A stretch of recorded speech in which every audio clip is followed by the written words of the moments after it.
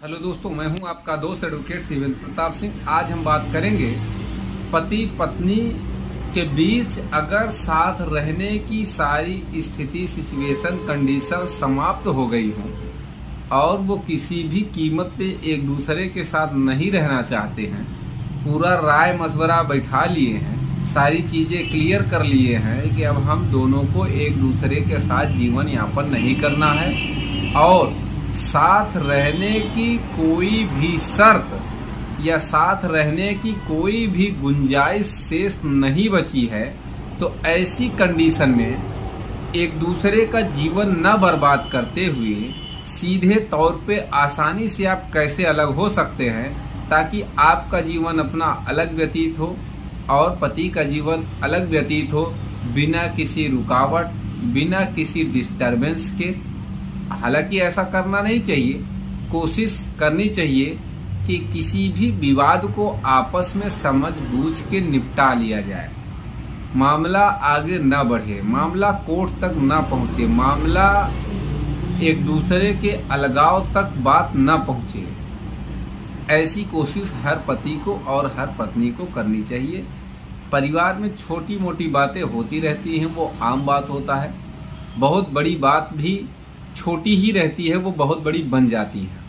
तो ऐसी स्थिति हम आप अपने से ले आते हैं जो बाद में आगे चल के बहुत ही ज़्यादा दिक्कत वाली हो जाती है। तो फिलहाल हम बात करेंगे कि अगर अलग होना तय हो गया है तो ऐसी कंडीशंस में क्या हमारा लॉ कहता है और क्या बिना समय बर्बाद किए हम एक दूसरे से अलग हो सकते हैं। ऐसी क्या स्थिति है, क्या लॉ है, वो आज हम डिस्कस करने वाले इस वीडियो में।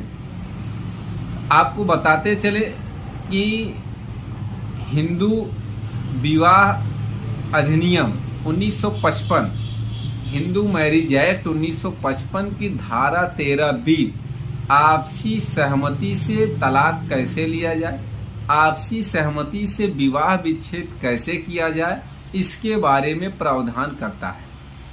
और शर्त क्या होती है कि अगर आपकी शादी 1 साल से ज्यादा समय हो गया है, अर्थात 1 साल हो गया है, अब ऐसा नहीं कि शादी हुआ 6 महीने और 6 महीने के अंदर आप विवाह विच्छेद करने चले गए कोर्ट में, बिल्कुल ऐसा मुकदमा एडमिसिबल नहीं होगा, कोर्ट एक्सेप्ट नहीं करेगी।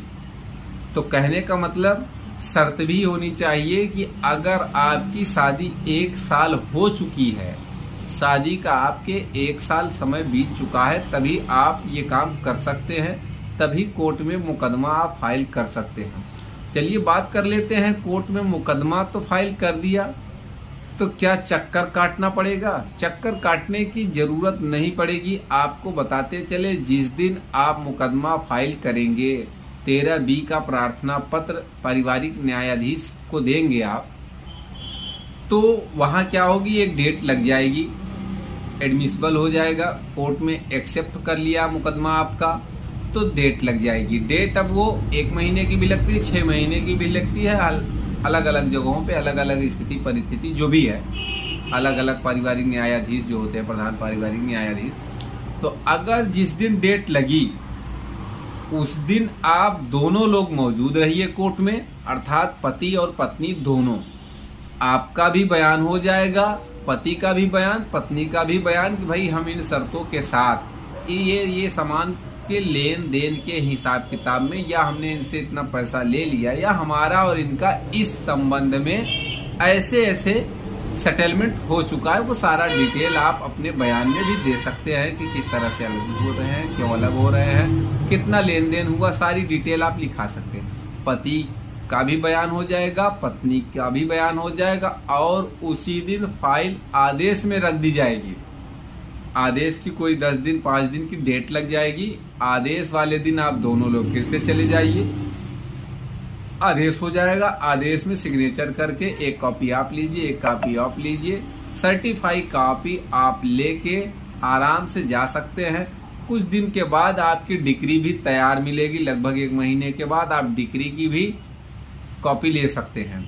इस तरह से आपका विवाह विच्छेद हो जाएगा। आपका जो आपसी सहमति से विवाह विच्छेद हुआ अर्थात तलाक हुआ, ये प्रॉपर वे में कम पैसे में, या ये कह लीजिए ना के बराबर पैसा, इसमें क्या कितना लगा, दाखिले का लग गया, वकील साहब के बहस का लग गया, उसके बाद आपके बयान में एक जो लगा, जो थोड़ा बहुत लगा वकील साहब, बस इतना ही काम है। अर्थात सिर्फ और सिर्फ 2 बार जाने मात्र से ही आपका तलाक कंप्लीटली खत्म हो गया। आपका जीवन, उनका जीवन, दोनों लोगों का जीवन अलग अलग जीवन गुजार सकते हैं, बसर कर सकते हैं, कोई प्रकार की कोई दिक्कत नहीं होगी। और अगर दहेज का मुकदमा है, बात कर लेते हैं कि अगर पत्नी ने पति पे दहेज का मुकदमा कर रखा है तो बयान में आप उसको भी ये बता दीजिए कि भाई सेटलमेंट के दौरान हम लोगों ने ये भी बात किया है कि ये अपना मुकदमा वापस ले लेंगे। अगर इस तरह से बात नहीं हुई है या वापस नहीं भी लेती है तो करना क्या है, आपका वही जजमेंट, वही आदेश की कॉपी आप थाने पे दे दीजिए, जहां महिला थाना हो या जहां भी थाने पे आपकी FIR 498A वाली दर्ज की गई हो, तो वहां पे उस मुकदमे में चार्जशीट न जाके फाइनल रिपोर्ट लग जाएगी। फाइनल रिपोर्ट लग जाएगी, भाई इनका जब आपसी सहमति से तलाक हो गया है, संबंध खत्म है, कोई मतलब नहीं है, तो भाई इनको मुकदमे की कोई बात नहीं है, ये आपस से अलग हो चुके हैं, कोई दिक्कत नहीं है। तो इस तरह से आपका दहेज वाला भी मुकदमा खत्म हो जाएगा। उम्मीद करता हूँ, आशा करता हूँ आज की जानकारी आपको पसंद आई होगी। अगर जानकारी आपको पसंद आई तो वीडियो को लाइक करिए, शेयर करिए, यूट्यूब चैनल SP 72 कानून प्रयागराज को जरूर सब्सक्राइब